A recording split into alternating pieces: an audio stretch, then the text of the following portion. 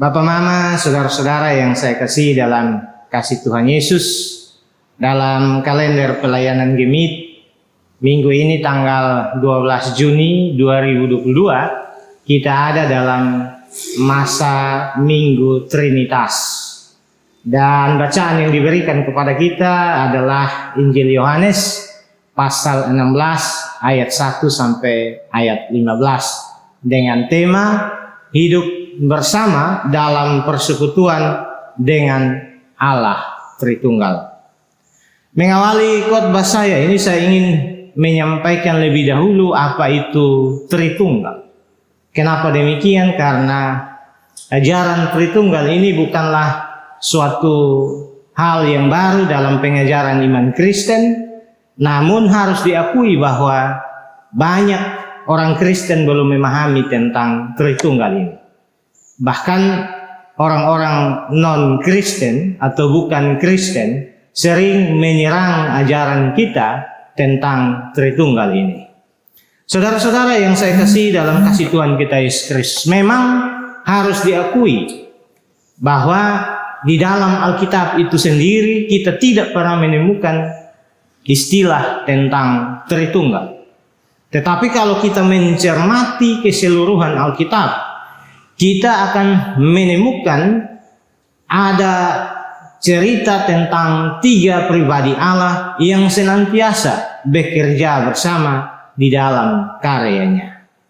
Saudara-saudara yang saya kasih dalam kasih Tuhan Yesus, Tritunggal sebenarnya bukan bicara tentang berapa banyak Allah, tetapi Tritunggal bicara tentang bagaimana Allah berkarya di dalam kehidupan manusia dan ciptaannya.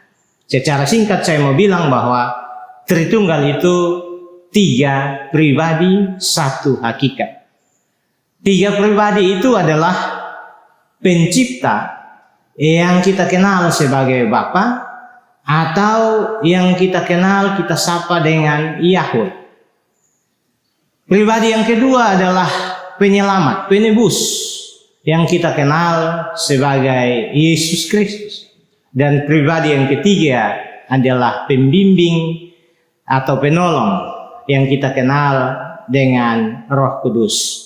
3 pribadi ini pada hakikatnya adalah satu, yaitu Allah. Saudara-saudaraku yang saya kasih dalam kasih Tuhan kita Yesus Kristus, kalau kita membaca Perjanjian Baru, pengajaran Yesus tentang baptisan, kita akan menemukan bahwa Yesus secara jelas menyinggung soal Trinitas ketika dia memerintah murid-murid untuk membaptis di dalam nama Bapa, Anak, dan Roh Kudus. Secara khusus kita juga bisa melihat gambaran tentang Trinitas ini dalam bacaan kita. Yohanes pasal 16 ayat 1 sampai ayat 15. Secara khusus saya mau bilang pada ayatnya yang ke-5, ayatnya yang ke-13, dan ayatnya yang ke-15. Di situ kita akan menemukan hubungan antara ketiga pribadi ini. Dengan tegas Yesus mengatakan bahwa dia melakukan segala sesuatu berasal dari Bapa, dan dia mengutus Roh Kudus, yaitu Roh kebenaran, menurut ayatnya yang ke-13, untuk datang ke dalam dunia memberitakan apa yang telah ia dengar daripada Kristus. Saudara-saudara, dari penjelasan ini secara singkat kita dapat menyimpulkan bahwa ada hubungan kesatuan yang saling mendukung antara ketiga pribadi ini. Kalau begitu, apa yang bisa kita renungkan?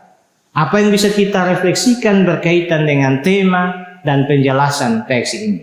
Saya mau menyampaikan 2 hal bagi kita. Yang pertama, bahwa hidup dalam persekutuan dengan Allah Tritunggal adalah hidup dalam satu kesatuan, saling melengkapi dan saling mendukung. Sama seperti Bapa, Anak, dan Roh Kudus saling melengkapi, bekerja sama, dan mendukung dalam karyanya. Model karya Allah yang demikian dapat kita terapkan dalam kehidupan persekutuan kita sebagai anak-anak Allah. Karena kita semua orang percaya adalah anggota dari satu tubuh yang sama. Hidup saling mendukung, hidup saling melengkapi, hidup dalam satu kesatuan adalah tujuan yang menjadi hakikat kehidupan kita sebagai orang percaya. Karena itu kita belajar dari model Tritunggal ini. Hidup dalam satu kesatuan, hidup saling mendukung, hidup saling melengkapi. Itulah hakikat persekutuan hidup sebagai orang percaya. Nah, kita bisa melihat bahwa akhir-akhir ini kita sering terjebak dalam hidup yang tidak saling melengkapi. Bahkan dalam persekutuan kita sering terpecah dalam berbagai kotak-kotak pelayanan. Yang kedua, Bapak Mama dan saudara-saudara, hidup dalam persekutuan itu sendiri memiliki dua aspek yang saling erat satu dengan yang lain, yaitu aspek kesatuan dan aspek keanekaan. Dalam Trinitas, kesatuan itu terletak pada kodrat Allah yang satu, yang sama dan tidak lebih antara Bapa, Yesus Kristus, dan Roh Kudus. Sementara dalam keanekaannya terdapat cara berada atau realitas diri yang terdapat dalam tiga pribadi itu. Demikianlah kedua aspek persekutuan ini juga nyata dalam kehidupan bergereja.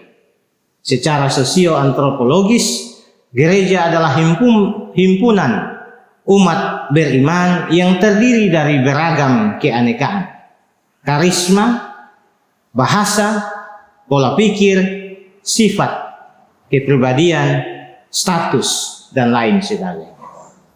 Namun secara teologis keanekaan itu dimengerti sebagai satu bagian yang menyusun di dalam satu tubuh, yaitu Kristus yang hadir di dalam gereja. Demikianlah sebagai satu tubuh, umat beriman dalam gereja diundang untuk membangun dan memperkaya gereja dengan keanekaan yang ada pada mereka. Yang paling terakhir, kita belajar dari apa yang Yesus sampaikan ketika dia mengingatkan murid-murid pada ayatnya yang pertama sampai ayatnya yang keempat, supaya mereka tetap bertekun di dalam iman mereka. Dalam nasihat yang sama juga kita belajar bahwa persekutuan bergereja itu tidak pernah lepas dari berbagai tantangan.